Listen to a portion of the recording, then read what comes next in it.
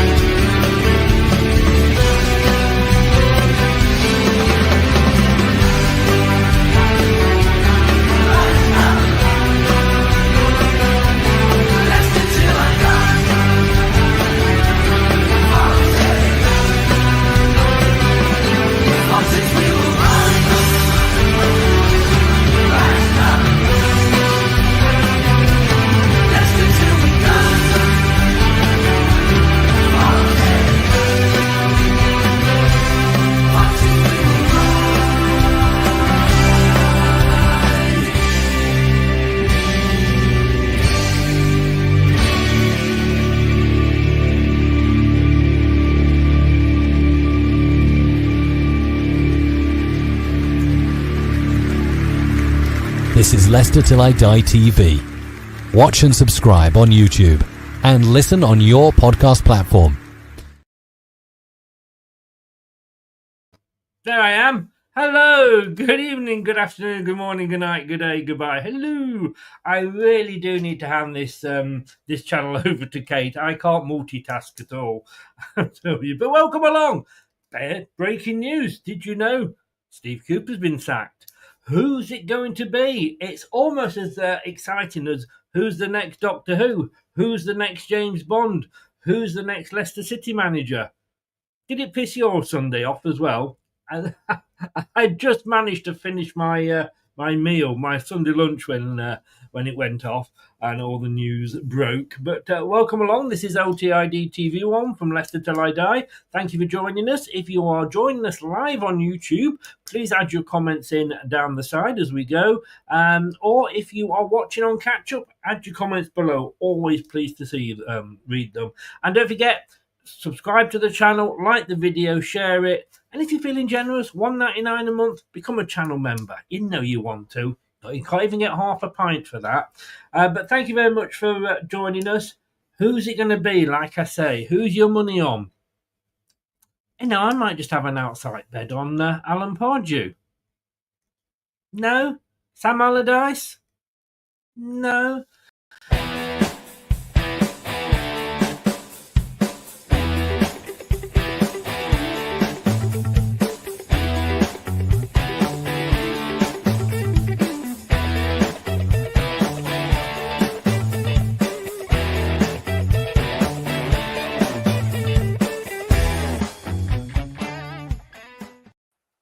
Good evening, Craig and Kate. How are you doing? Good, thanks. Good How are evening, you? Chris. All good. Very good. I've got to say, Kate, an excellent piece on the BBC live. I had to listen to it. Didn't get a chance. I was on Talk Sport yesterday. I will be putting that up live as well. Craig, how's Channel 5 going? Yeah, they didn't even give me a call. Well, Not even. To be honest, I was on the phone all day to Babe Station. They didn't even pick up. Do you mean Rebecca Vardy was allegedly busy?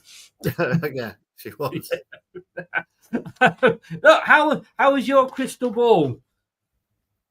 Well, you know me. Personal question, isn't it? Well, he's been shining it a lot because you went for our the odds-on favourite at the moment. We've had Mystic Med. We've got Cryptic Craig. That's it. That's it. I was on throwing Rude's name into the ring before Cooper got the job, which seemed a bit of a left field choice at the time. But since then, he went and joined Man U, had a few games there, managed to beat us Why did twice. you think that was a good option? Well, at the time, just because I was looking around at younger managers who had a bit of credibility to them, a bit of an aura, because I think that's where you need a manager these days, someone who's got can command respect and has a bit of aura around them. And I'd looked at the fact at Rude, obviously, that he'd had that stint over in Holland, and then walked away supposedly it was reported that he didn't feel he was getting the backing from the board. Now, whether that was in terms of players, whether it was in terms of backroom staff, because all accounts he's a very meticulous guy who does his prep, to the nth degree. So he just looked like someone who wasn't being mentioned. He wasn't in the betting at the time, and I just thought we were doing a show, and I just thought I'll throw a couple into the ring. You know what, though, Craig? It's a shame that you don't stick with your convictions, isn't it, really?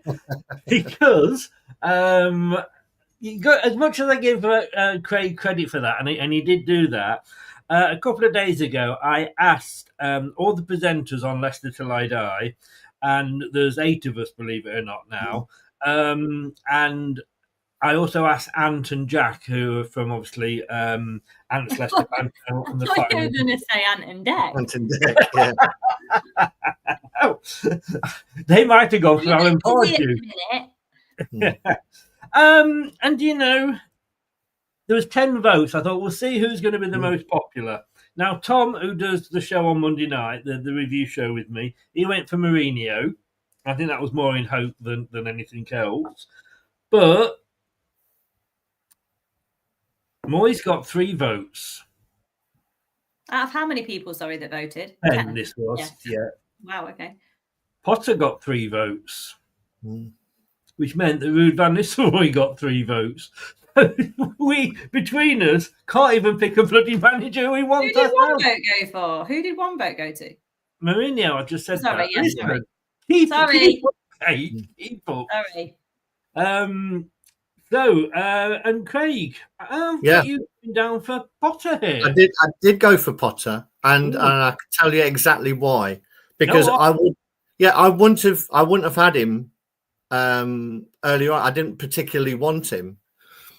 The reason I went for him this time is I've seen how we play, and more so how the players want to play. And for me, that seemed more like a Potter. That Potter would be able to come in and instill that almost a reversion back to Maresca style quicker than any of the other candidates. And I thought we needed to hit the ground running, and he would be the guy, having seen us, because I thought we could adapt. I thought we needed to adapt, but it seems like the players at this time are not capable of doing it as quickly as we need it to, and therefore Potter seemed a better fit for now, shall we say. I mean, look, I've put on a hell of a lot of weight. I've eaten that much humble pie these last few days because obviously Cooper, whilst not necessarily my favourite for the job, was one of the 3 that I said I would be happy with, who shows what I know and shows why I'm bottom of the prediction league. But Kate, you know, when we got relegated, we were all down and we were thinking, oh God, we got relegated. We're back in the 2nd tier. What's going to happen? Are we going to lose? Financial woes. And I felt like Maresca was somebody when we appointed him. We weren't expecting Maresca, totally left field. And here was a manager who was obviously got the pep, the gold dust had rubbed off pep onto him. And 6 days before he walked through our door, he was holding the Champions League trophy. He gave the whole club and the fan base a boost, didn't it? We were all like, oh. And it wasn't until later we began to think, well, hang on, what experience has he had? But he gave that boost that I think we needed. And I think Ruud is the one that would do that this time. Yeah, I think so. I mean, we've spoken about Maresca before and what he actually brought to the club, and he brought a plan, which you could argue Brendan did to a degree, but he brought a lot of hope. He brought a lot of appetite. And I think mostly he brought an unwavering confidence. Whether or not he was like a swan and panicking underneath, who knows? But he brought this unwavering confidence, which passed on to the players, which then turns into belief, I think. And that is something that we loved straight away. Like within a month, people were really taken to him. Not like he was the Messiah, but okay, I trust this guy. He's a good pair of hands. He knows what he's talking about. I'm seeing some, movements on the pitch in terms of performances. And that's what we want again. And I personally, which is one of it might sound really ageist, and I don't mean it in this way at all, but with Moyes, I feel like he's 61 years old. I think that kind of thing only comes from a young, ambitious manager wanting to prove himself. And I like that about the younger managers. Yeah. Locks from Blue Tinted Glasses. Do check him out. It's a great channel, New Leicester channel. You'll know him from another one. You'll know most of us from other one, this particular other one. But go and check him out if you haven't already. I hope our manager isn't so rude to match officials. You see, that's why we get on so well, Locks. We've both got the same bad sense of humour. And Scott, every time he comes in, Scott, love you to bits, but you have a different foreign manager to throw at us every time. But look, Craig, he's gone now, and I don't want to sort of get into this. And if anybody hasn't checked it out yet, it had to be at 11 o'clock this morning because it was the only time he could fit me in, and that was Rob Tanner of The Athletic. And so we did do a bit of a Cooper post-mortem there. Did he lose the players, etc., etc.? So if you want to check out that, as I say, it's still under the pick on LTID TV1. But I want to move on really from that.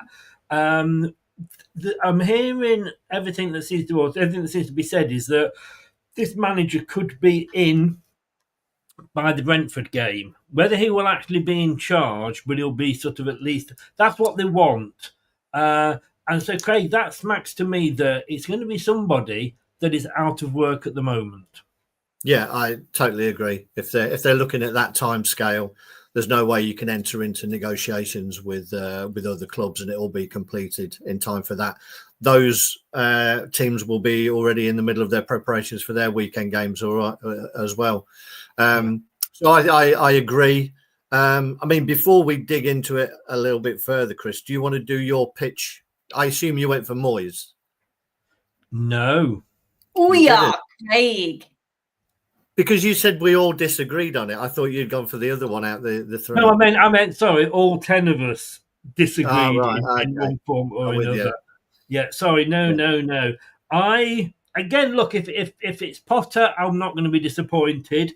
If it's Moyes, I won't be disappointed. If it's Rude, I won't be disappointed. But I would love, and I do actually agree with Kate on this one because I went for Ruud van Nistelrooy. I know. I went. I agreed with Kate. Hang on one second. I'd be very happy with Ruud. I think it was just I had to tip one way for more so for the way the players are playing. But I think, as I said when we were talking earlier, that aura I think is why Ruud has probably got it, and even from those couple of games that he had for Man United on the side of the pitch, you could see that he was invested, even though he was out there for a little bit. Nearly got into a bit of fisticuffs with Cooper, didn't he, as well? With the fourth official, he was give him the job. Give him the job if he can knock Cooper out. Let's go on, Rude. We all want you. I don't think we've had that since Pearson, have we? That type of manager and it can be really annoying when it's against you, but the sort of manager that's in the fourth official's ear. Even the players, like the players surrounded the ref at Chelsea on Saturday. The Chelsea players were unreal doing that. We don't do the same thing. Only really Vardy kind of gets in there. Yeah. And sometimes it clearly influences, I think. It's good to see. Tito Bloom, just nice to hear Chris promoting other channels. Look, mate, we're all Leicester fans. Yes, we all do this. We all do this for a hobby. And we support each other because we go on other channels. But he says, I need to get Kate on the Champions League. Well, if we ever get back into the Champions League, mate, we will. Wishful thinking, I think, there a little bit. Is the new manager all down to top now? Wasn't impressed with Cooper. Kate, I mean, this was something that I actually brought up earlier with Rob Tanner. And a lot of these decisions are posed by John Rudkin. So when Cooper was gone, he would probably have been given a short list. He will have gone, are you interested? No, right, cross you off. Are you interested? But it is still Top's final decision. And that seemed a bit of a strange story when it came out that Top wasn't convinced, because Top is the one. Yes, he will take advice off John and probably Susan Whelan, although she is definitely more on the business side. So it's more John that would be giving him that. But he would, it's him that the final decision rests with. Yeah, I think so. Like with any business, the hierarchy in Leicester City is probably no different, in that the main man makes certain decisions, not all, because you want to delegate to your senior management team to make a lot of the decisions as well. But I think in terms of the manager, Top has his ear really close to the ground with Leicester. He attends regular training sessions. He loves the club. And I think people do forget how much he loves the club, which is unlike other owners, like at Man United, for example. Yeah. Did the owners ever go and watch a rude training session, or have they been to welcome the new manager this week? Like, I doubt it. So Top does have an interest anyway, and he would know a lot. And he has a few people still there that he has that really old legacy relationship with, like Vardy.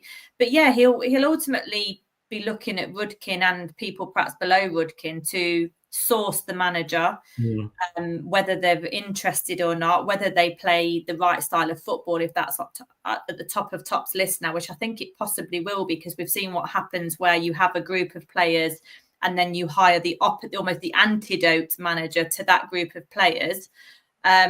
So I think Top will have given them a bit of an MO, and then he'll have a short list that he'll want to interview and see the whites of their eyes, I expect. Yeah. John says here, didn't Rob Tanner say he was linked with Hamburg? Apparently the position with Hamburg is that they are currently creating a shortlist.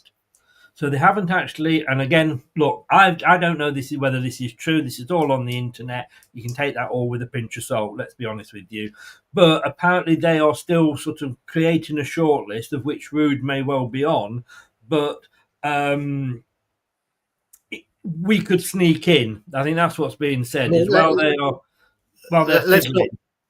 not forget. I mean, Ruud has, I think, been quite open that he would like to manage in the Premier League. Yeah. And Hamburg, as much as they are a massive club, I've been there. I've been to a game at Hamburg's, saw them play Dortmund, and massive club, massive city, but currently in Bundesliga 2. And not challenging, and they've been down there for like 3 seasons now, and haven't really got that close. In fact, the neighbours, their other club in the city of Hamburg, St. Pauli, got promoted last year ahead of them. So that's not an easy club to go and take forward. There's no guarantee that he's going to take them up. They could be stuck in Bundesliga 2 for a couple of seasons. They could. On Ruud, and we're presuming that it could possibly be Ruud. I mean, somebody else has said here, let me just bring this up, Scott, in fact. I hope what Craig said about not being able to negotiate with the club in time, that means Corberon is out of the picture. Look, I think if Top really, really, really wanted Corberon, Kate, he would go for him. But then, West Brom got holding all the cards. Like, oh, you want Corberon? Yes. How much are you going to give us for him? We'll give you, 3 million. Let's just pluck figures out the air. And they say, well, actually, we want 7 million for him. We don't want to pay 7 million. Well, you're not having him then. How much do you want him? It is the gun to the head, isn't it? Yeah, I think so. They become the sort of main leader of the negotiation, don't we? The ball is firmly in their court, but similarly, you don't want to carry it too far, because then you'll have a manager that might be resentful towards his current employer, which isn't great either. But you would like to think, trying to think about it logically, that if you were recruiting somebody who's currently in a job and there's a compensation package to be negotiated, then this likely would have been sorted out and done in the international break. And Cooper would have potentially lost his job during the international break, which makes me think, like we've said at the beginning of the show, that it looks likely to be someone who's not in work. Craig, do you think, it's a weird decision, wasn't it? Because we were never going to win that game against Chelsea. Don't get me wrong. I'm not saying that, it was well, it was really a free hit, wasn't it? Let's be honest with you. If we look at it, I thought if he was going to do it, that really he would have done it during that 2-week international break. Now, if he's just sat there for those 2 weeks and went, yeah, we'll give him the Chelsea game, turned up at the Chelsea game, which he did, watched that and went, for God's sake, this is absolutely shit. Cooper, get in here now, you're out, with no plan or anything, and then like, right, now we better start looking for somebody. That, again, is bad management, isn't it? It is. Part of me wonders whether they were planning to get rid of him and they just accelerated it. And they were swayed, not necessarily by the performance, but the manner of the performance in some ways, particularly early on in that game. You know, we got better in that game and we were in the game, but Chelsea really didn't get out of second gear, I don't think. Well, I was going to say, there's two sides to that argument. Mine is that they didn't have to, you know. But I'm not sure. I mean, it could be totally wrong that, again, his after-match interview has gone some way to saying, actually, we've heard enough of this crap. You know, we're going to accelerate the process. Because in the last after-match interview at Man United, you know, he came out and said that I couldn't see us scoring. Hang on a minute, you are the manager. I know you referenced this in your piece on the BBC, Kate. And he didn't make a sub until 70 minutes. But then to come out and basically, when asked questions about the match, spend most of your time ranting about the referee and the fact that we've had this. He never comes out and says anything that I don't think any of us could say. You know, we could all say, you know, we're not making enough chances. We need to go and work on it on the. We need to go and work on it on the training ground. We need to put more effort in. We need to do X, Y, and Z. We can all sit here and say that.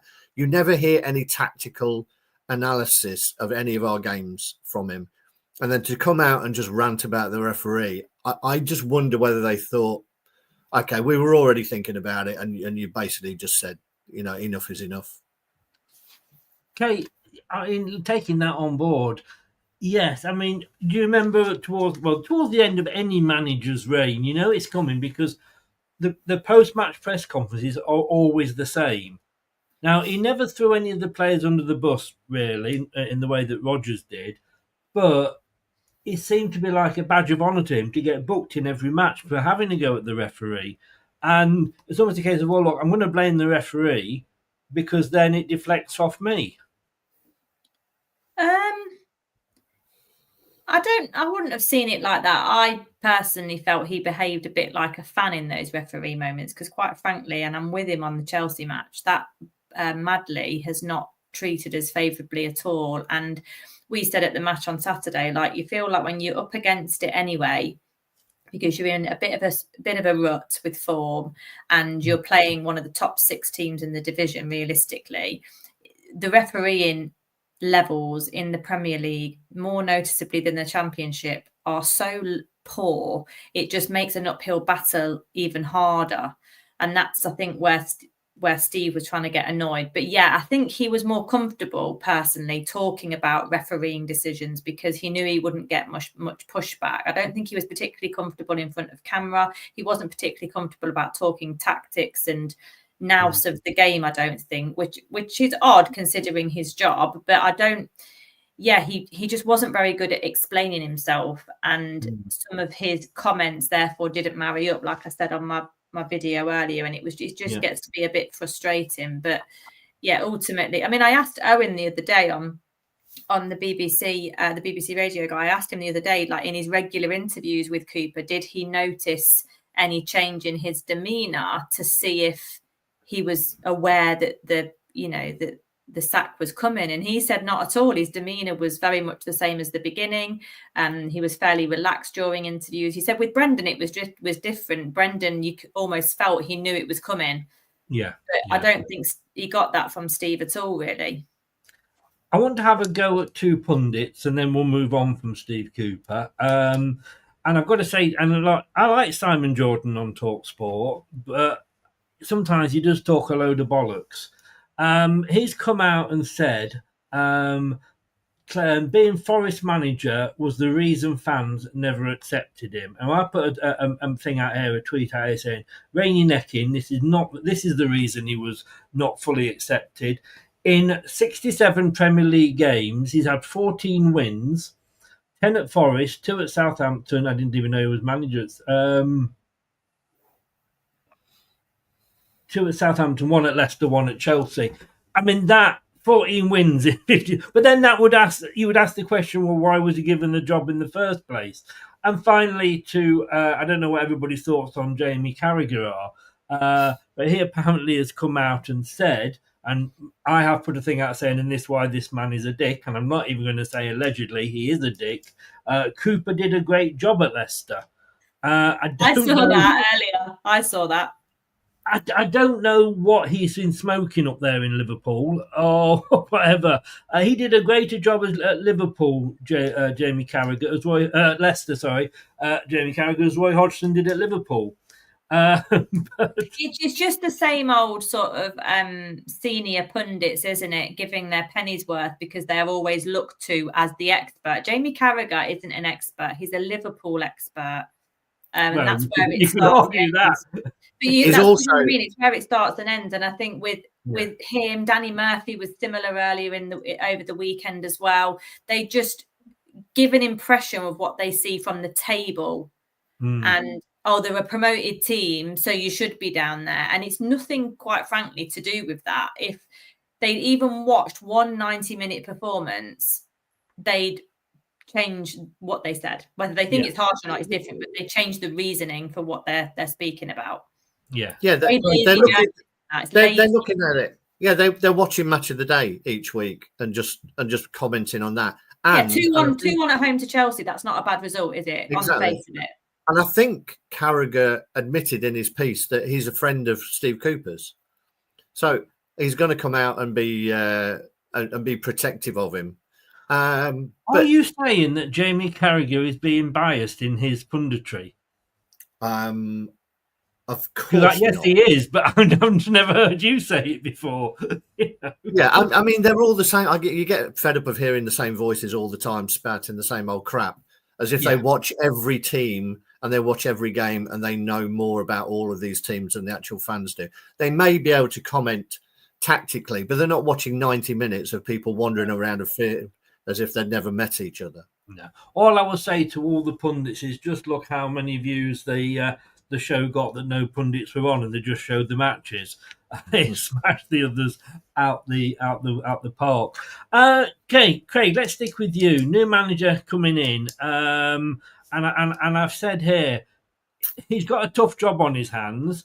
I don't think particularly. I think it's not a bad job. I mean, I don't want to go down the line of, well, look how good it is. We've got this training ground. It's brilliant. We could be in League Two and we'd still have that training ground. You know, it's. I think managers go to where the money is. They know that if they go in, Steve Cooper isn't going to struggle to put food on the table. Put it that way. He's got to, and look at Graham Potter from Chelsea. But whoever comes in, it's really a good position, because if they go down, they could say, well, I know it's only been 12 games and we've got them at 2/3 of the season, but they can actually divert some of the blame away from themselves. So would you agree with that?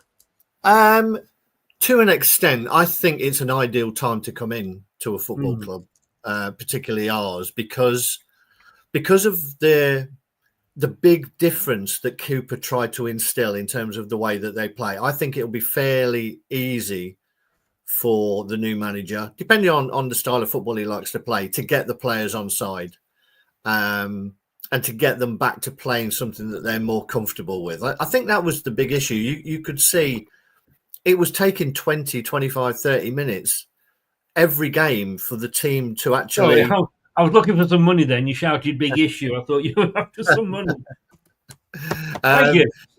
It was taking them that long to realise, to try and understand who was playing where and what the actual formation tactics were. Yeah. So I think a new manager can come in. His first priority for me has got to be to stop giving up as many chances. I think that's the big. I think we've got probably one of the worst. I don't like these stats, but for chances given up, I think we're right. You know, we're probably the highest of all the teams. That has to stop before you can go on and win a game. And one thing I have heard is a lot of people saying, I mean, somebody commented here about getting rid of a lot of mediocre players. I think our squad is better than a lot of people say it is. I think we've got decent players. I think if you look at the likes of Bournemouth, you know, you look at Southampton, Ipswich, those ones, but even Bournemouth, Palace to a certain extent have 2 or 3 very good Premier League players. I think there's enough quality in our team if they're organised properly to make a bloody good fist of staying up and staying up comfortably, rather than everybody saying that our team, you know, our squad isn't strong enough. I believe it is under the right manager. That's a very good point. And Kate, I said this to Rob Tanner earlier. When you look at our squad, not saying that that's going to be a squad that's going to get us up to 8th, 9th, anything like that, but it's a squad that should be good enough to keep us at least at 17th. Yeah, you'd like to think so. Obviously, injuries permitting. Yeah.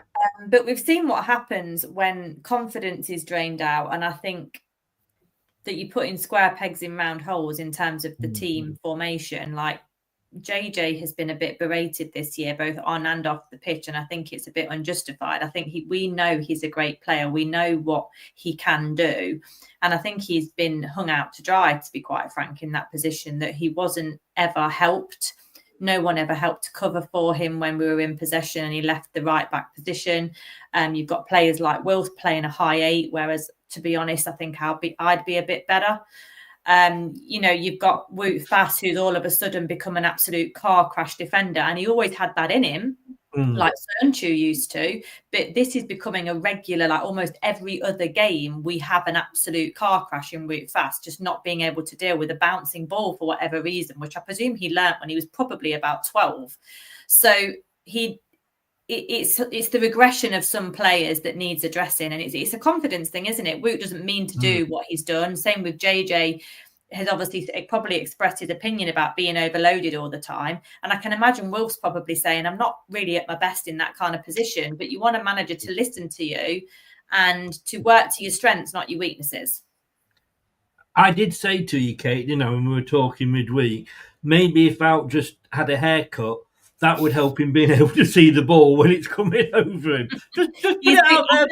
My response to you was he's become his hair. He's become wild, frantic, and just total carnage. Although, look what happened. Who was that guy in the Bible that had his hair cut and lost all his strength? Samson. Samson, that's it. Thank you. So maybe not. I think, just before you move on, just on that point, I think we're probably the least street smart team in the division, and I, you know, I don't like it. I don't like people going down when they're just touched. Chelsea were doing it all over the pitch. I mean, Wout Fass is ahead of his man with the ball in front of him. All he needs to do is get his body in, feel a touch, and go down. He'll get a free kick. But we don't seem to be built like that for some reason. And as I say, I don't like it at all. But if everyone else is doing it, then you need to get street smart and do it. And you're in a bit of a tricky spot, like you feel like you're under pressure, then just go down. Like, like say, it's the street smart element, isn't it? Yeah. So he comes in, Craig, this new manager, whoever he will be. One of the first things for me that he's got to sort out is the confidence of the players. How does a new manager coming in go about doing that? Because the times and the matches I've watched, and it's the performances, we've said this over and over again, haven't we? It's the performances that let us down. How does he go about building that confidence up? Because sometimes the players just were stood on that pitch looking around going, what do I do? Where am I supposed to be? Yeah. The most successful managers, you always hear players come out and say they're great man managers. You know, it's not all about the tactics. It's about they handle the individuals. And I think the new manager has to do that, has to put an arm around a lot of those players and put a kick up the backside of some of the others. But he has to remind them that they are Premier League quality players. And the majority of them are playing national football as well. They are good players who are just shorn of confidence and direction. And I think a new manager should be able to do that. Anyone who's got any should be able to instill that confidence back into players and get them enjoying football again. You know, when we're at our best, we play with a smile on our face, as do most clubs. You see Man City now, there's not many smiles around that football club because they're getting beaten, you know. And we're the same. We loved it last year. We were all playing with a smile on our face, and that's gone. And that's what he needs to instill. And if it's somebody like Rude, who we all probably think it will be, he can also pull on the experience that he's had of playing under some great managers. I think he was assistant to Koeman as well at the national team. And if all else fails, he can just throw his medals on the table and say, look, you know, this is my CV. You know, this is what I've won. I've played at the very highest levels. I've worked with probably the greatest British manager of all time. You know, I can help manage the man that nicked my record. Yes, indeed. His first one will be to take Vardy into a darkened room, I would imagine. He'll give him some stick about that. I mean, talking about Vardy, and again, this was something I brought up with Rob. The rumour that Top went into the dressing room a bit like Fergie was doing at Man United. That didn't happen. It was a case of he would have spoken to some of the players, some of whom he's very close to, like with Jamie Vardy. But Jamie Vardy, Kate, is the club captain. If he thinks there's something not right, it's his duty, is it not? Well, I don't know if he's club captain, he's team captain. I don't know if they've got a separate club captain, but it's his job as captain to bring that to the attention of the board of directors, is it not? It's everybody's job. Top is their employer, not Steve Cooper. The loyalty lies with the employer, which is the club and Top. But I don't like the narrative that there's some kind of mutiny gone on here. Like, Top keeps his ear very close to the ground and attends training sessions. He has some really close bonds with not just players like Vardy, who've been there for like 12, 13 years now, but also some of the coaching staff, I would imagine. There's a real strong culture and ethos at Leicester City Football Club, which is why a lot of people can be attracted to come here, because they know the owner is actually a decent human being and he invests his time and his energy and his passion in not only our club, but our city. And that's really rare. So Top always has his finger on the button. He has his, like we say, his main men doing certain jobs like Rudkin, etc., and the manager. But if he asks Jamie, or if he ever says to Jamie, look, you can talk to me whenever you want, ring me up, tell me if there's a problem. I don't like that that's like a telltale or it's betrayal or whatever. It's Jamie putting the club first, which is absolutely what he should do if it was Jamie. And if it ended up Top just opening the conversation himself, just saying, how's it going? Because I've just watched that Chelsea match and all of you lot are a shadow of yourselves. What's going on? Talk to me. What can I do? What's going on? And if then it all unravels that actually Cooper's very stubborn, he doesn't learn from his mistakes, you know, there's a lot of red flags that are raised, then Top has a big decision to make. But of course, you would love to have that kind of relationship with your closest club captain or players, because they're the closest to the coalface with all this. And they'll have seen many a manager, good and bad, and what doesn't work and what does work. Craig, Cooper apparently, and again, this is all internet talk, just before he was sacked, asked Top or somebody at the board 2 signings that he wanted in January, and he was told that wasn't going to happen. I don't know. We are going to need players, I think, in January. I think, you know, we'll come on to the squad later. But do you think that was because they had an idea that he might be going and they're not going to say, yes, start looking at players? I mean, we don't know. Again, it's just another of these stories that we don't know the ins and outs of. It could have been some ridiculous signings that we're never going to get. It could be the fact that he wanted someone on loan and we weren't prepared to do loans. It could be the vice versa. He wanted to buy. We were prefer to loan. I think what you get in times like this is the sort of friends and supporters or critics of a particular manager or a player will put their own comments out and will put their spin on, and they will either back their man or they will throw their man under the bus. And it sounded like to me, those comments that I saw from someone who was quite close to Cooper, And I think, you know, let's not forget, Cooper's a football manager. He's a football man, and he's going to do everything he can to try and retain some kind of reputation of someone who's worthy of employment back in football.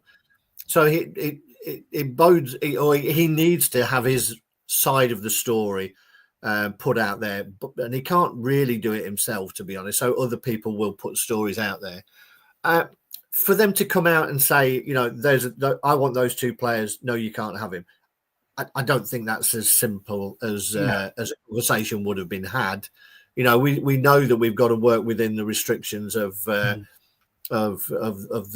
finances, because we also know that the Football League are waiting for us with a big baseball bat round the back if we get relegated. Or as I said, the child catcher for me, chitty chitty bang bang with the big net. They are going to come for us big time, and I think part of that is why it's so desperate for us to stay up. Obviously, everything else that comes with it. But we could still have a points deduction this season. Yeah, I just think you're going to get a lot of stories coming about why this happened, why that happened. I think the fact for someone who to be 12 games into the season, to be 4, 5, 6 months in, and already be falling out with players as he has done, you know, with Winks, with Vestergaard, you know, all of these things. You know, they might be difficult characters. Vestergaard's managed to fall out with the last two of the last three managers. But all of that points towards not being a good man manager. And in this day and age, when players have all the power, that has to be one of your key attributes, to be a good man manager and keep everybody on board. That's how teams win things. They keep a squad on board. Not just the players who are on the bench or are playing, everybody has to be pulling in the right direction. It didn't sound like he could do that from a very early standpoint. Okay, whoever comes in, he's going to have a big choice to make. And what we said there, you know, he's got to think of where he's going to prioritise. Is it somebody that comes in that takes us back to the Enzo style? Because the players had taken 12 months, or, you know, to get used to that style. They were playing that style. Then Cooper didn't like that style, was trying to play a different style. Which way does the new manager take us? I think he's just got to have a more balanced view to it. We all said last year that Enzo ball was going to be very difficult to watch in the Premier League, given the players that we've got. I don't think we would have been able to pull off a perfect execution of Enzo ball. So you just want somebody to show up the defence, like Craig said, and then when in possession, just take a risk and be a bit more front-footed. But to do that and to be, you know, I don't know if you noticed on the Chelsea game on Saturday, Casey McAteer had a bit of the Danny Simpson about him. He got so far and then he turned back. Whereas when you're in possession and Casey's got the ball, and he had the lick of the fullback a bit at times as well. He's a quick player. Just go for it. You've got the ball. We can't concede while you've got the ball. So just try and go for it. Like, sort of make the time where we're in possession better and more efficient, and not sort of go backwards all the time. But to do that, you've got to make sure you've got a solid defence in place first, and you've got confidence that that defence is able to cope with anything should a quick turnover and a counter-attack happen. So it needs a balance, because it needs to show some now with the Premier League, because it is probably 10, 15% quicker than the Championship. There's a big step up and it seems to get bigger. And, you know, we've noticed that this year. And also, like Craig said, be a bit streetwise and just play up to the ref. You know, Casey should take that fullback on. If he's anywhere close to breathing on his shirt, just go over, get a free kick. Like, just be a bit more... You're telling players to cheat. You know what I mean? But that's what a lot of the good teams do. They buy the fouls. If they all were Jordan Ayew, the possession stats would be very different. Yes. Jordan and Vardy are both really streetwise in that regard, but the problem is they don't get the ball enough. Yeah. So this is the point. Just in school for that confidence and the belief. The belief had gone on Saturday for me. That the belief in that squad had gone, and that's I think the ultimate reason why potentially the manager's got sacked. Talking that point forward, taking that point forward, Craig. Surely one of the priorities has got to be to get Vardy back into the games.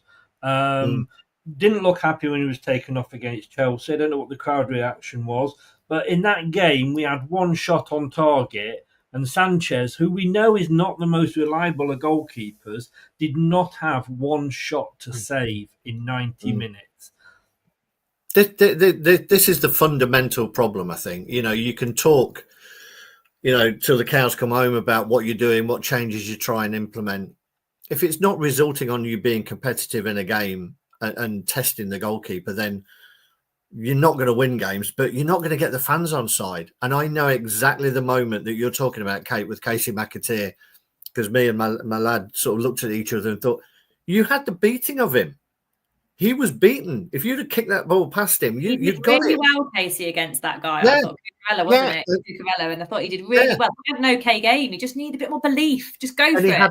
He had the half of the pitch to run into with no one else there, no cover or anything, and he turned back. And you think, you're right. That confidence is not there for whatever reason.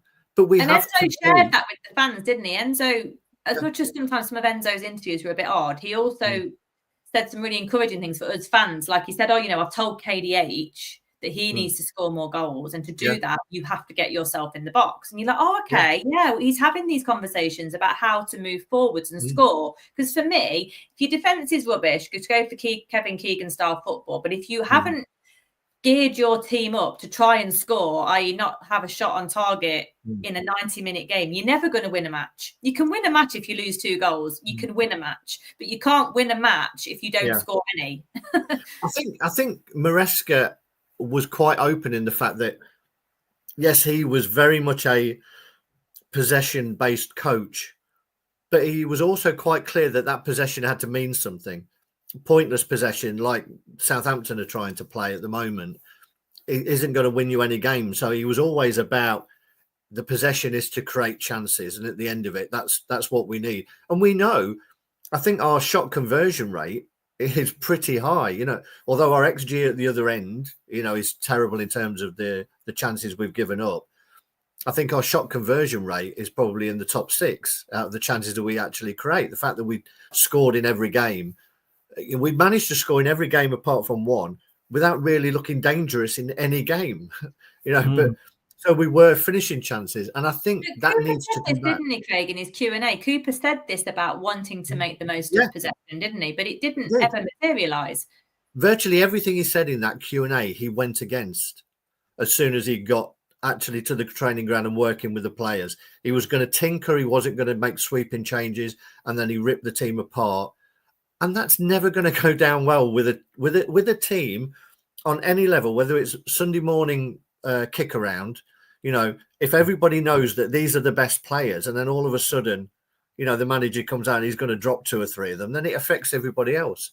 And I think that's why that the new manager has such a great opportunity to come in and give them that confidence back, and believe in them. And I think that's what they needed. You got the feeling that Cooper was a defensive, I won't say a defensive manager on the pitch, although he clearly was, but I just think in his mindset, he's a defensive person. Yeah. Kate, talking about Craig talking about there about coming in and not making changes. Look, we saw that happened with Ranieri. He didn't make major changes. He just, tinkered a few things.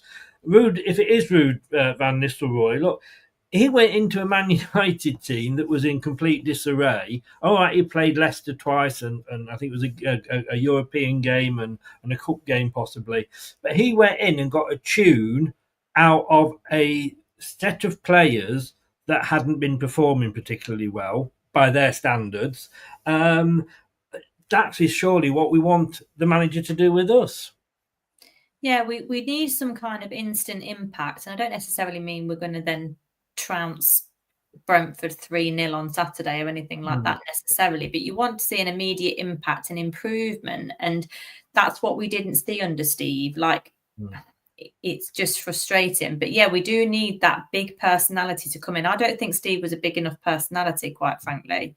And then if you're not a big personality, that's fine, but you have to then have a more open, two-way, listen to the players type of mentality at times. If you're not big enough or bold enough to make some key decisions, or you're not sure, then you need to listen to what the players are telling you, because they're the ones that have got to execute your plan. And if they don't think it's going to work, And after 12 games, it's still not really working, Steve. What are you doing? Then you've got to just be more open-minded. And I don't think he was really. But with maybe just moving on slightly, like with the new manager, coming in and getting players on side and getting more goal threats, what he's got to realise is if Vardy's injured, like happened a couple of weeks ago against Man United, we're a bit screwed.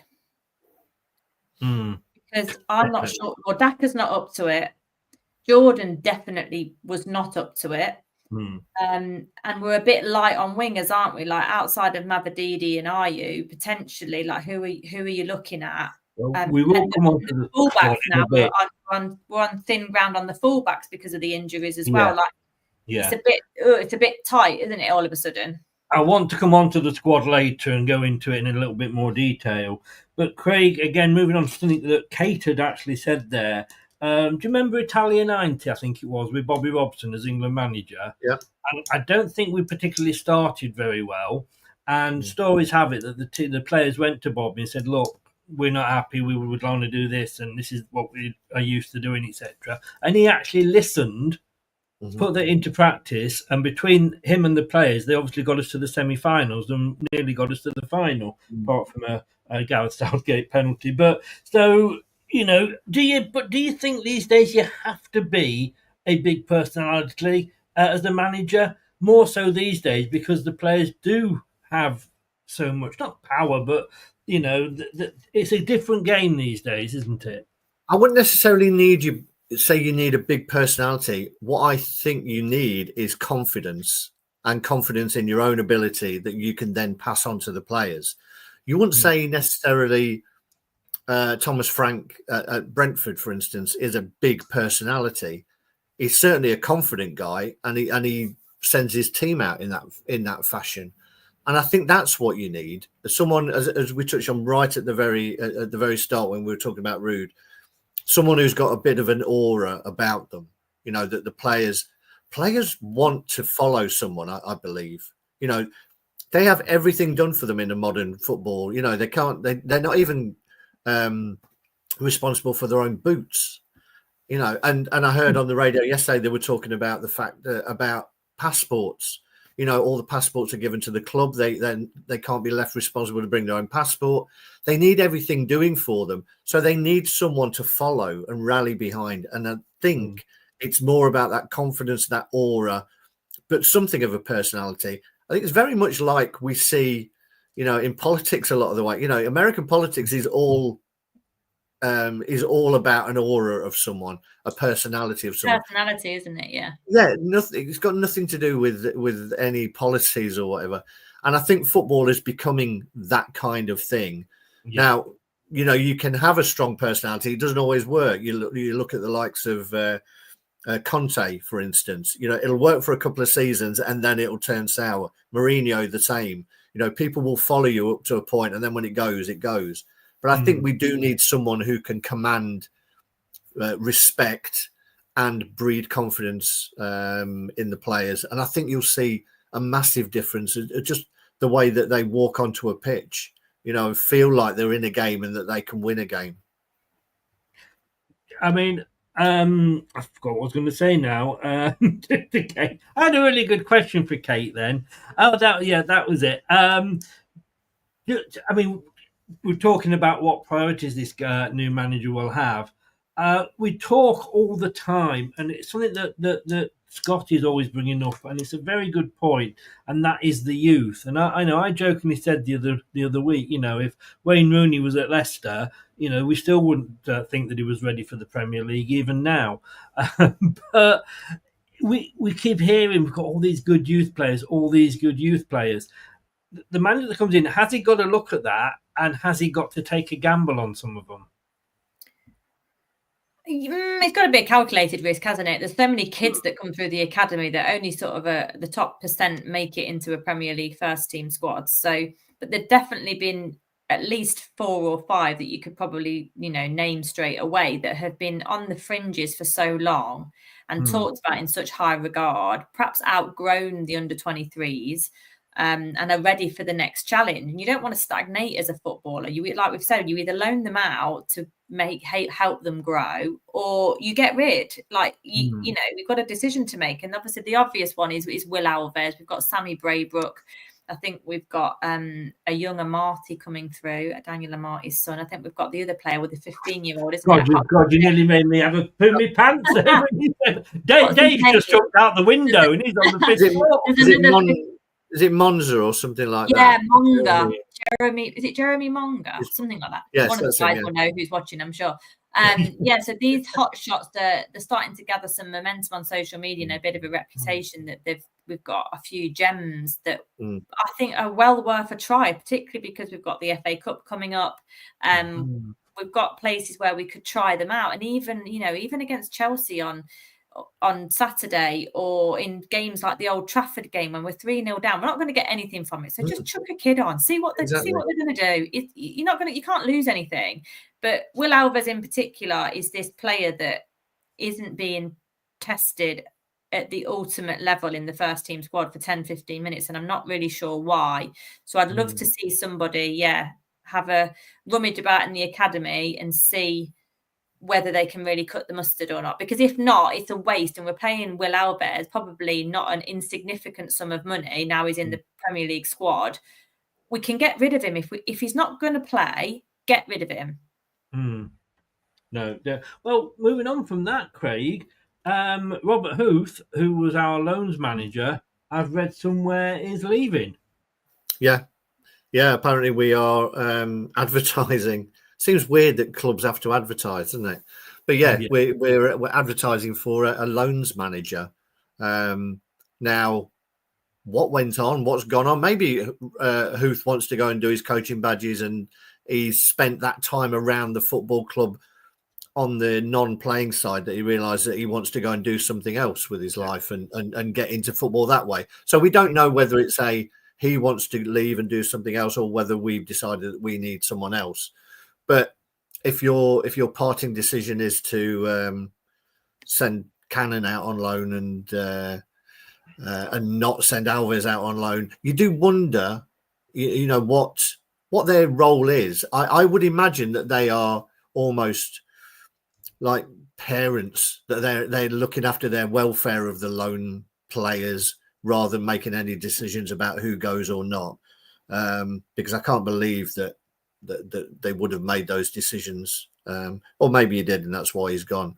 But going back to the talking about the youth, I mean, one of the first things Ruud did when he went into Man United was put Diallo back into the team and give him the confidence that he'll start him, and he started him every game, and I think he started every game since.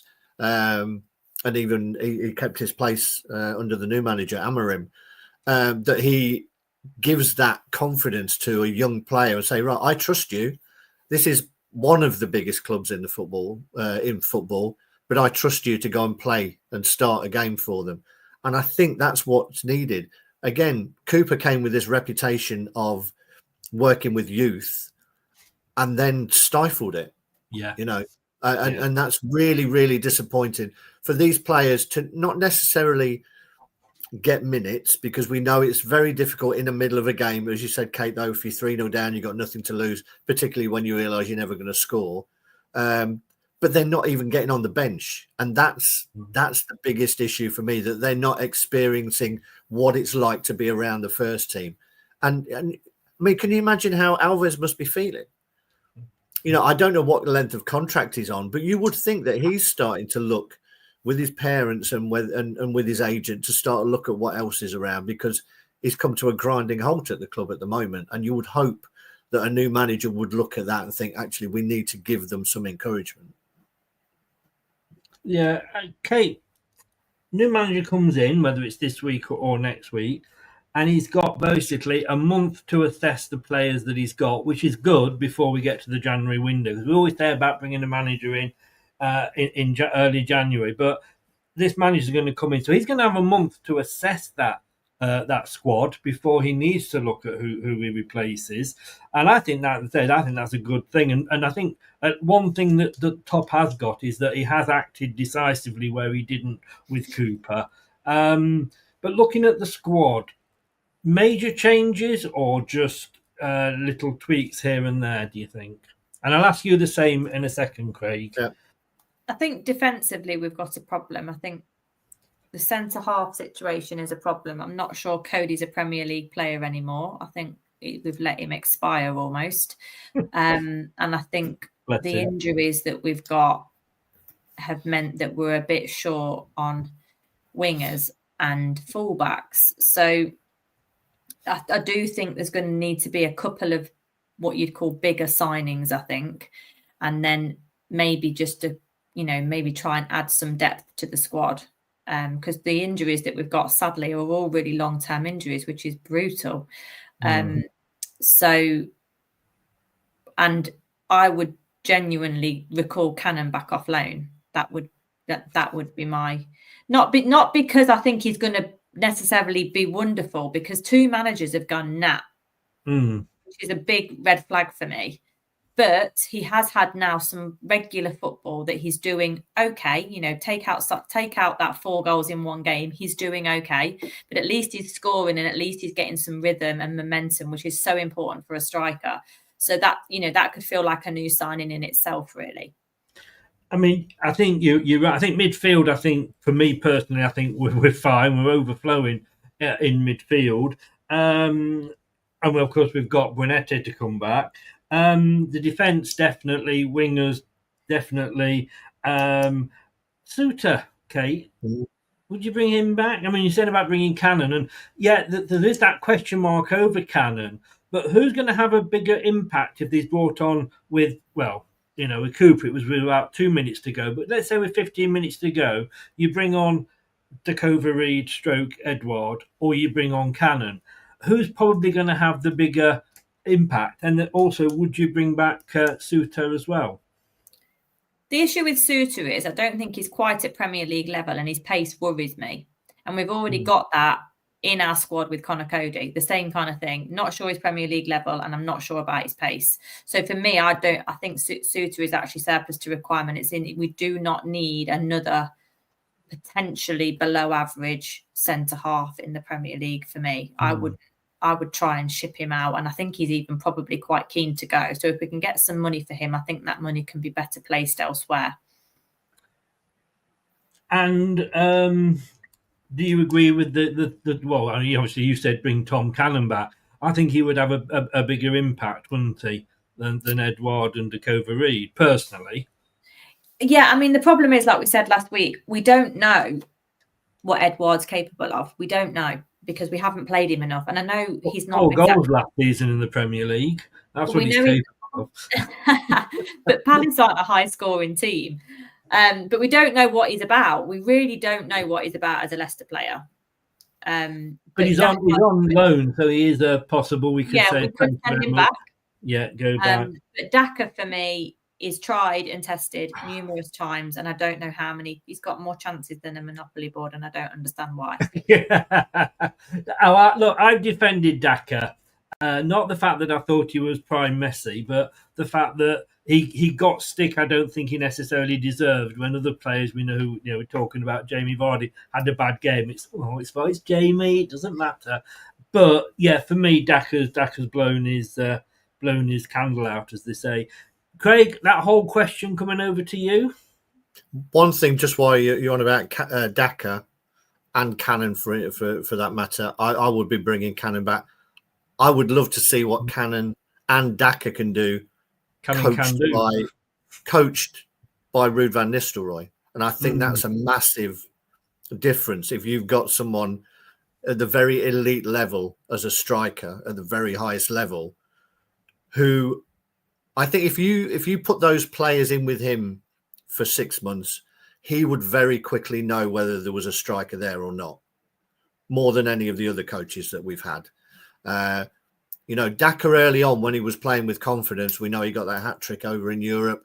He looked like there was a player there. And we've talked about the confidence of players and it being drained from them or instilled in them.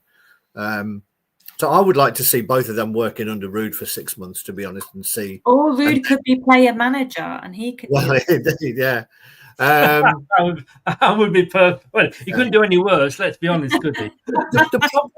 The problem that we've had recently is that we've bought players with seemingly no intention of playing them, which just seems bizarre. Suter being a prime example. I think we were all quite excited when we got him. But from what I've seen of him, he looked all right. Again, I don't think we've seen enough of him to really see what he's about. Definitely hasn't got the pace. He's in the Cody Vestergaard mold.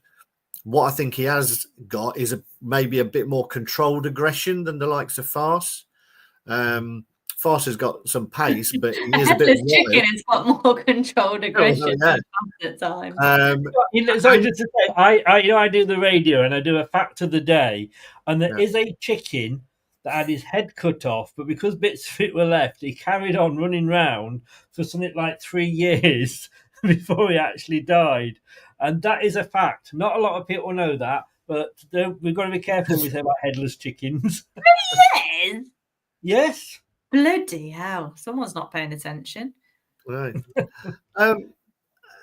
Yeah, you've thrown me a little bit there. But anyway, what I would say is... Was that chicken paid 80 grand a week? Yeah. What I would say is, I think, again, with Suter, he's dangerous in the other opposition box as well. And we've never, he goes away with Australia, comes back with like man of the match awards every week and scores goals for them. So there's definitely a player there. Yeah, I just don't think he's been given a chance here as well. But I think he definitely needs to look at the defence. We've got ready-made squad fillers, if you were, with Cannon and Suter if he wants to bring them back. So you've got bodies. But I think we definitely need an improvement in the levels of quality. That usually comes with money, though, doesn't it? I know we were very strongly linked with the young lad down from Villa who's on loan at Stockport at the minute, who looks a very lively young lad. And I think, that's the kind of players that we'll be getting. But then we haven't got a good record for playing them. The likes of Alves, again, I know we keep coming back to Alves, but I do not understand why Alves isn't getting the minutes that De Cordova-Reid gets. It makes no sense to me, because the one thing that Daka gives you, that Cannon gives you, that Alves will give you, that we know Edouard won't, is running ability. That liveliness, on the pitch, that sort of dynamism of getting around the pitch and wanting to show what they can do. I don't think you're ever going to get that from Edouard. You're not going to get it from De Cordova-Reid. Just some really, really strange decisions. And I think maybe all of that. Thingy and Golding. Yeah, Golding and Golding. Golding. £5 on that kid. Yeah. By all accounts, whenever he plays in the under-21s or whatever, he looks a step above. But again, he's not, you're bringing... But it's odd, isn't it? Like you say, bringing in Buana not. Yeah. When you've got Alves. Yeah. And then not experienced, but we're doing another team a favour by upgrading their talent and giving their talent game time and maturing him for them. When we've got a potential similarity on our own books, maybe a year behind in terms of appearances and stuff, and he's not quite as mature. But it is odd. It is odd. You look at Goldie. I looked last night and at the weekend. So the two fullbacks, for instance, that Newcastle have got, Livramento, young lad who managed to make the breakthrough at Southampton, but because he got a chance to play.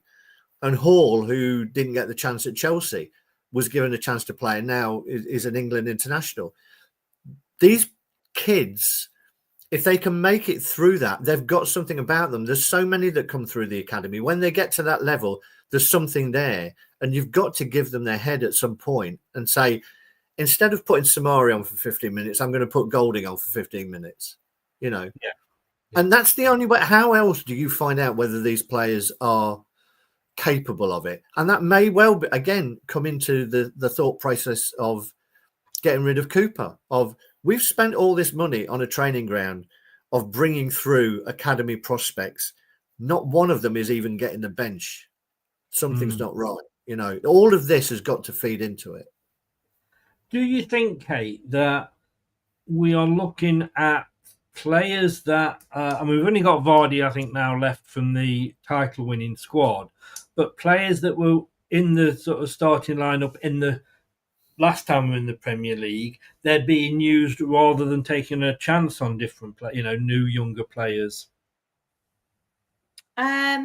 Potentially, yeah. I mean, I was really surprised, going back to the money thing again a bit. Really, I was really surprised we re-signed Wilf. Really surprised. I think that's a lot to do with the fact no one came in for him, and he ended up signing for us. But yeah, there's a lot of staleness about the squad. I think. I mean, it's helped a bit. We've got rid of the likes of like Iheanacho, players like that have just, I think, made the squad a bit stale. Like the same old options on the bench. We have tried to clear that out to a degree, but I do think there's still a hangover from it for sure, because these players aren't easy to ship on. They're on a lot of money and they run down their contracts, and I don't care what anybody says, that isn't on the board, that players hold their ground, see their contracts out, and then go on the Bosman. That isn't, we couldn't do anything about the Yuri Tielemans situation, for example. That should never be on the board, because what can you do? But yeah, I'd love to see, particularly some of the names, like I've said, we keep seeing in the press about the academy products. And if we've spent 5 million on a player like Golding, he's 18, isn't he? Probably 19 now. Why isn't he featuring even in cup games? Like the cup game at Walsall, that was an absolute joke of a performance. But if you put the kids on, they'd be really up for it. Thinking, this is my moment. This is actually a senior. He did actually play one game, didn't he, for Chelsea? That might have been in the cup. I think so, Okay. yeah. And as I say, every time you read a report from the under-21s or whatever, he looks like a class above. He controls the game. He's got that composure on the ball. A few guys I knew went to the Forest one, and the Forest under-21s game, and they said that Will Alves was man-marked all game and just kept out of it. So they know that he's a good player because they've man-marked him. Yeah, we've got these others. I think it's Josh King, is it, or something? There's 2 or 3 at that level with Monga that you said, who are coming through as well. And what happens is, though, that if the ones in front of them are not getting the opportunity to get on the bench, it blocks their progress as well. There needs to be that conveyor belt that you either say, these kids are going to get a place on the bench, they're going to get 15, 20 minutes here and there, we're going to find out what they're like, are they worth keeping on moving on? And you have to do that to allow the next lot to come through. Otherwise, their parents and agents at the young ages these days will be all over looking at where their options are. And you can let a lot of talent go if you haven't got that conveyor belt working properly. Yeah. Kevin the Rooster Russell, Ronald. In fact, I've just found it now. I was looking for it here. I thought, please carry on talking because I've not found it yet. And you did. Thank you. Mike, it was called Mike, the headless chicken, was a whale Wyandotte chicken that lived for 18 months. So not 3 years. 18 months after being beheaded in 1945. Why didn't they just kill it? Well, in September 1945, the Olsen family farmers in Colorado beheaded Mike. The chicken was left in an apple box. They didn't even give him a decent burial on the porch, and he was still alive the next morning. Most of its brain, Mike survived, it says here, because most of his brain stem remained intact. He didn't bleed to death due to a blood clot. Most of the chicken's brain is located in the back of its head, behind the eyes. And the cerebellum and the brainstem, the most basic parts of the brains, can remain nestled in the neck. Okay, we need to move on from this. We need to move on. Thank you, David Attenborough. Well, can I just say, I do like to think that my shows are not just entertaining, but educational as well. You carry on thinking then. I can kick you out, If you're going to do more chickens chat, then do. You're going to get me to do my chicken joke in a minute, aren't you? Hey, we are both trying our hardest not to call you a cock.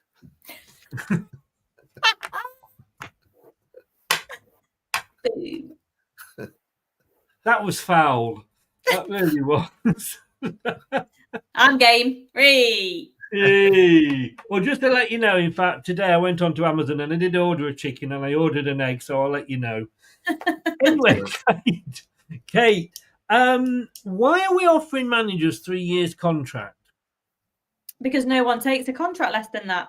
You're not getting them.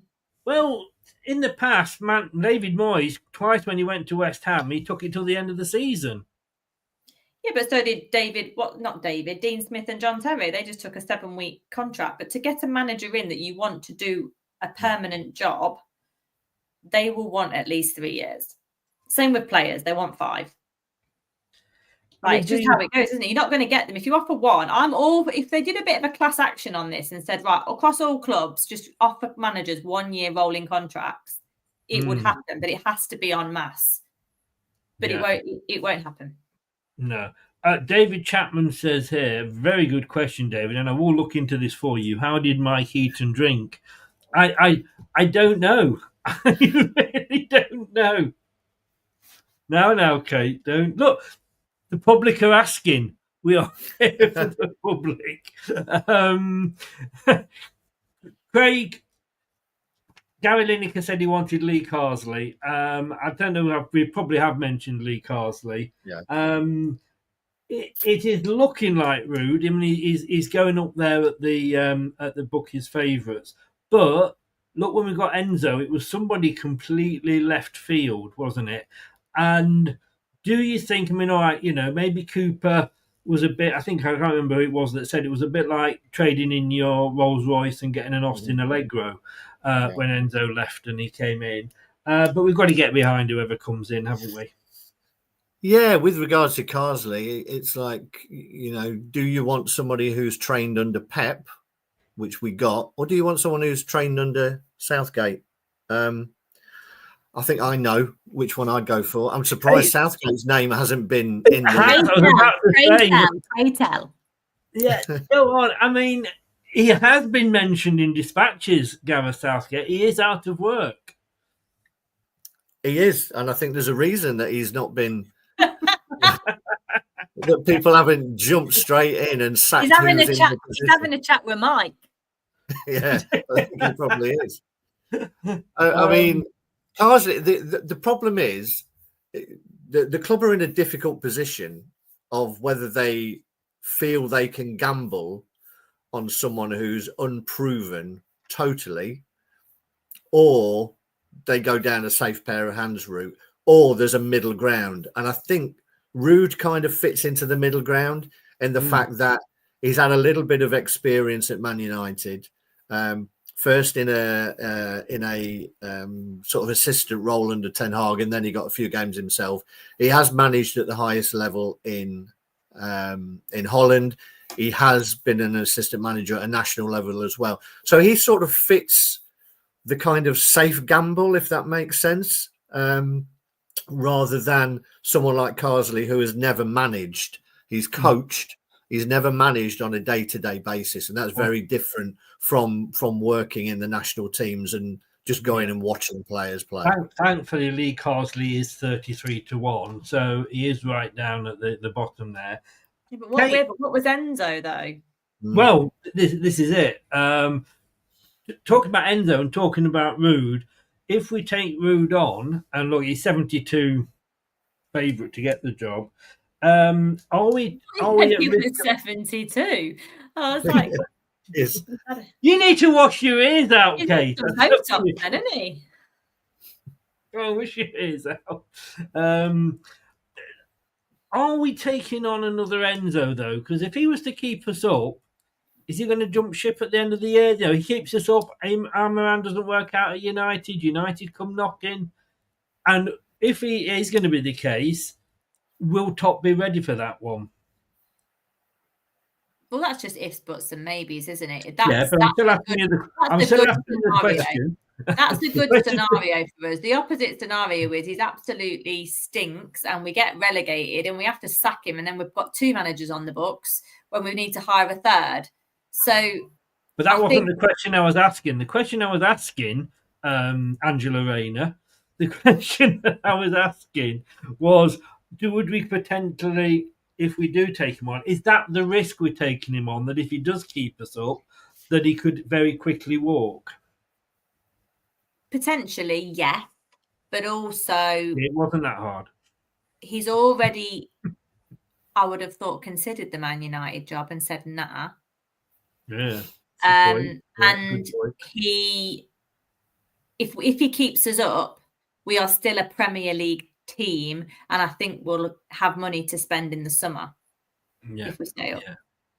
Interestingly, so depends how invested you are in the project, but there's always that risk. But that's the best scenario if we're going to lose him, aren't we? Because we'll be compensated for that.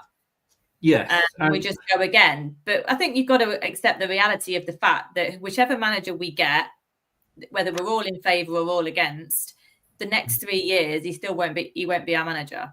He's going to get sacked or he'll walk within the next 3 years, because that's just the merry-go-round of management, isn't it? So you just got to try and make it the best decision for today and put as many things in place as possible to protect yourself and the interests of the club financially as well. It's hard to do. The good thing is if he does walk because he's been offered another job, it means that he's done well with us and he's kept us up. Yeah. Craig and Kate, thank you very much. We'll end it there. An hour and 20. Hopefully next time we speak, we might have a new manager in place. Well, we will have a new manager because it won't be Cooper, obviously, but it could be Ben, whatever he's called, that's the coaching guy. I just hope he doesn't come in and do what that Adam, whatever he was called, did when we sacked Cooper, which was come in and just do exactly the same as Cooper did. That would be absolutely a waste of time. Either of you going to Brentford at the weekend? Not this weekend, no. Those tickets was hard to find as a semi-beheaded chicken. Stop talking about the chicken. You didn't look in the right places. You didn't look in the apple box, Craig. No, I didn't do that. No. And it's like when you go to an airport and you go up to the desk and go, and you go, no, sir, this is the check-in desk. Tumbleweed. Anyway. I've got no comment on that. I mean, normally I'm a big club, but I just generally have no comment. No, I'd love to have gone to Brentford, but I've got a birthday party on Saturday night that I got invited to. So, little Miss Social life here. Off for that. I do love Brentford's ground as well. I really enjoyed it when I went before. So I'm sad not to go again. No, but thank you both very, very much. We didn't talk Cooper too long, but thank you. Craig, how can people find you? They can catch me on Twitter X at Craig Bird and on Blue Sky at CraigBird1. And Kate, where can they find you? I'm on Twitter at Kate Blakey40. I've not gone on to Blue Sky yet. I need to look at that. And then you can see me on BBC as well. I did a BBC video today on BBC iPlayer under the football news show, I think it's called. And me and Chris also do the BBC write-ups every week, the Fans' Voice. Well, if you go onto the BBC page, bbc.co.uk/Leicester, you can see the link at the top there to Kate's show. So go on and click it and have a listen to her. Oh, cool. I didn't know that. Did you not? I hope. You made me wonder now. I said that. I'm sure I saw it earlier. Either way, you can just go on iPlayer. That's fine. Yeah, it's football news show. What next for Leicester? Yeah, that's you see. There you go. Sweet. Brilliant. Thank you, guys, and I will speak to you soon. And take care and look after yourselves. See you soon. Cheers. Bye, everyone. Thank you. Bye-bye. Bye-bye. Thanks so much to Craig, and thank you very much to Kate. Well, unless any news happens, I might actually try and get a day off tomorrow. Tomorrow. I was going to have a day off on Sunday, and then me, Craig, and Lox did a show on Sunday morning about should Top go or not, or should Top grow a pair. And as Craig, I think it was, quite rightly said, he did grow a pair because he'd obviously watched the show and listened to Craig speak volumes. Yes, indeed, speak volumes of sense, and he made that decision. So if I'm not back tomorrow, thank you, mate. Thank you, Craig. All the best, mate. See you soon. Hopefully I won't be back tomorrow unless, like I say, we appoint a new manager. I will actually be back Thursday at 7 o'clock with the prediction show, and Friday a little bit earlier than normal, 6:30, for the Brentford match preview. So look out for us there. Thanks to everybody that's been in the chat, Scott for modding, and remember, please like the video, subscribe if you're new, share it. It all helps the channel. We really, really, really do appreciate it. And most of all, take care of yourselves. I will see you on the other side. Bye now. Thanks for watching. These videos are tremendous. You'd better like them too, or I'll be back. This podcast is proud to be part of the TalkSport Fan Network. TalkSport. Powered by fans. That will conclude this evening's entertainment.